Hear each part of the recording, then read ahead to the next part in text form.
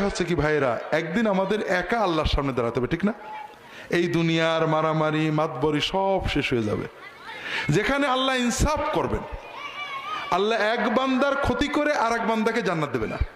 আপনি আল্লাহর কাছে কোটি গুনাহ করেছেন, মাপ পাবেন, কিন্তু আল্লাহর আরেক বান্দার ক্ষতি করেছেন, এটা আল্লাহ ওই বান্দার পারমিশন ছাড়া মাফ করবেন না, তার কাছ থেকে মাপ নিতে হবে আপনাকে।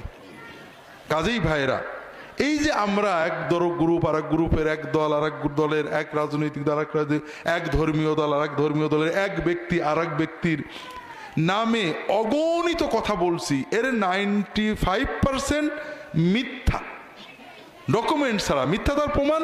আপনাকে যদি বলা হয় যে কসম করে বলেন যে এইটা যদি মিথ্যা হয় আমার বউ তালাক, বলবেন না আপনি। এইটা যদি মিথ্যা হয় কালকের ভিতরে আমার ছেলে মরে যাক, আপনি বলবেন না, বলতে পারবেন?